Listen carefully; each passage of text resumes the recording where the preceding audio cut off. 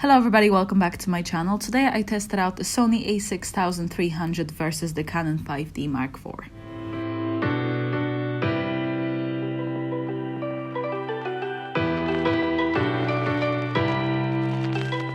So before we get into this video, I would love if you can subscribe to my channel and click the little bell button so you don't miss any of my future videos. Okay everybody, so today I have a special video for you. I was testing out the Sony a6300 versus the Canon 5D Mark IV.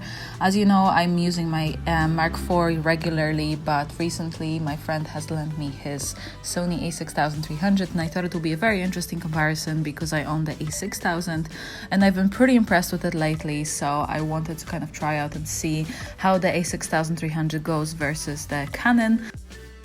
So this is pretty good because it has the zebra stripes, so I can see if it focuses or if it's overexposed. There we go, that's beautiful. Tiny bit out here, yeah. Yeah, that's nice because it gives us a bit of like dimension as well. Just tiny bit more here. Yes. Nice. What's the way the shadow falls in your face? It's like half of it is, yeah. A bit more here. Keep going, keep going. Yeah. Cool. Yeah. Noisy. Yeah. I love the fact that I have the preview or the live view on the screen because I can just point the camera down a tiny bit without having to check in the viewfinder, which is very handy. Beautiful. Yeah, I love that. So I think when shooting with the shadows like that, the main thing is just to try and figure out which way the face looks right. Even though I was shooting mostly in the direct sunlight, I did test the camera backlit as well. I took some nice portraits. I just turned the model the other way and I noticed that with the background kind of half see-through, you could see all the shadows coming through really beautifully.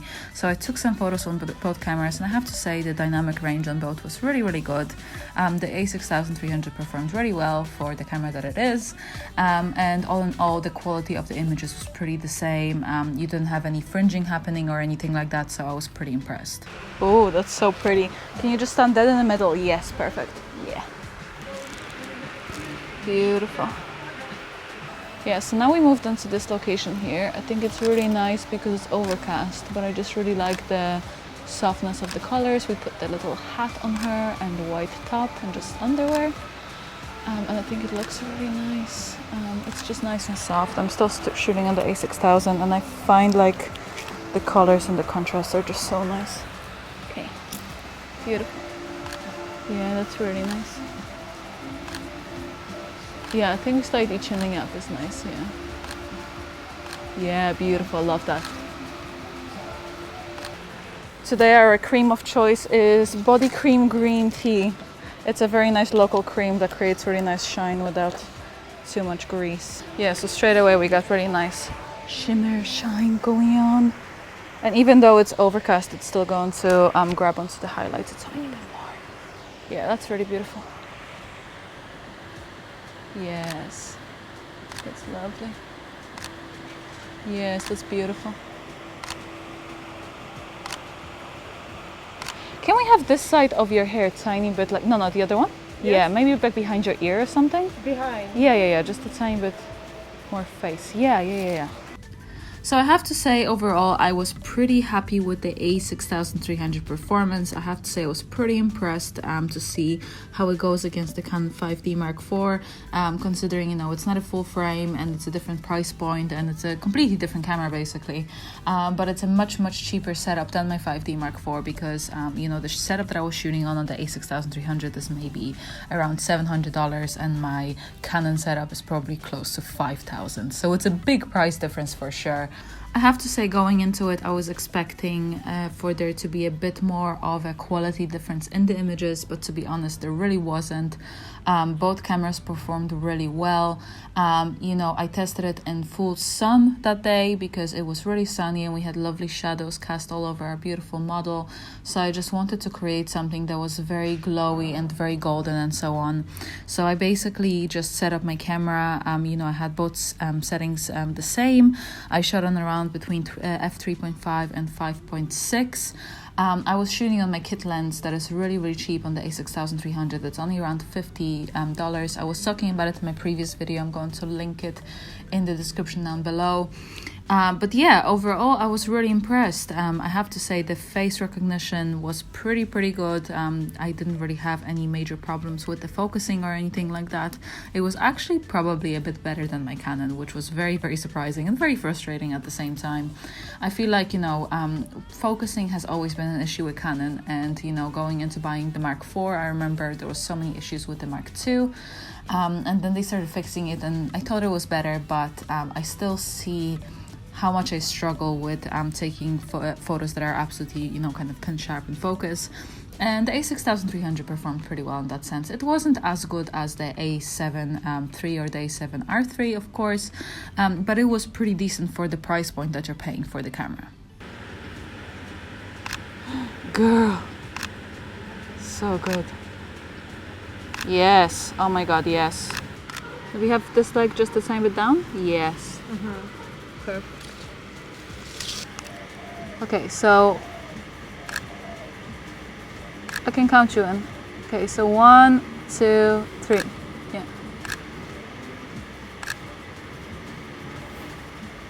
That's actually really beautiful, but your face is just too much in the sun. So can you just scooch with your bum a tiny bit this way?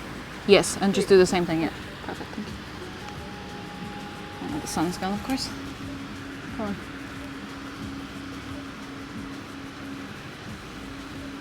And now you can move a tiny bit this way because you're a bit too close to the edge. Yeah, cool. Thank you. Okay, we do need a bit more sun now.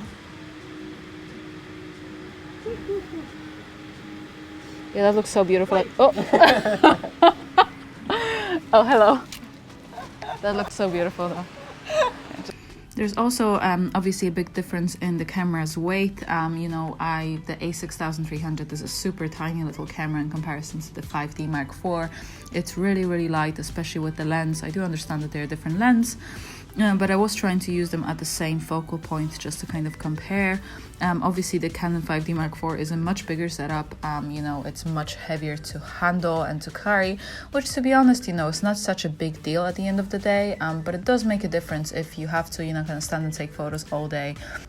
What I did notice, I wasn't obviously shooting in, you know, I wasn't really trying to get really bokeh photos, but I will say that in general, the a6300 does give you a bit more of that flatter look. You know, maybe if I was using a different lens as well to be a bit different, but on the 3.5, I do get much more depth of field with my Canon than I would with the Sony. Can you move your bum just a tiny bit this way because you're just a bit in the... Yes, perfect, thank you. Okay. And then the way you were just forward a tiny bit with your upper body. Yeah. That's really nice. Yeah, beautiful. Yeah, I love that.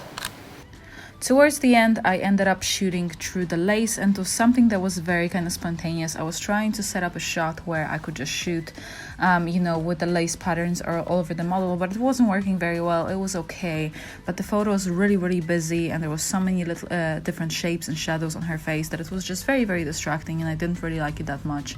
So I decided to, by a stroke of accident, just like, you know, lift the lace and try and see how it performs. And I have to say, the photos turned out so beautiful. They had this dreamy kind of slightly blurred look that I really enjoyed, because she was wearing this white lacy underwear and the whole setup was very dreamy and kind of goldeny because it was the golden hour.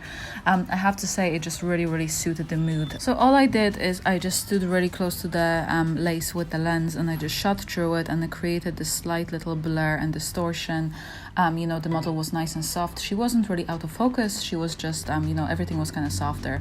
And I find it was a very nice technique to just create that kind of really dreamy image. It reminded me a bit of work of David Belmier, if I'm pronouncing his surname right. He takes those kind of photos that are super dreamy and really kind of, you know, hazy almost. And this was exactly the same kind of look. So I was really happy with those. It would be nice to kind of elongate you along the chair. So if you were kind of sitting back and then your legs kind of like nice and elongated on the floor. Yeah. So maybe just slightly bit more sideways, so you can kind of have a bit more shape. So no, so more like, yeah, so yes, exactly, beautiful. I think both cameras came pretty close. You know, obviously because you work with full frame in Canon, you will get a tiny bit more quality, especially when it comes to enlarging your images and so on. But all in all, I found the Sony a6300 to be a great camera to use, especially if you're a beginner or you're just trying to get into photography and you don't want to splash out on, you know, a very expensive gear. I think it's a great option for you to start with and just to kind of experiment with photography. As I said, maybe the depth of field is not going to be as nice as with the Canon, but you know, all in all, I think it's a very usable camera, and I would definitely recommend it to you know, any beginners or anybody who wants to have an extra piece of equipment. Last week I announced the frequency separation contest where you could win my presets, and I got loads of submissions from you guys, over 100 of them, which I was really delighted about. So it was really hard to choose the winner, and I didn't know who to choose, so I ended up choosing 4 people instead of just 1. So if it's one of you, congratulations. Please send me a message with the preset pack of your choice and I will send it to you. Okay guys, that's it for today. I hope you enjoyed this video. If you did, please give it a thumbs up, please subscribe to my channel, and I will see you next time.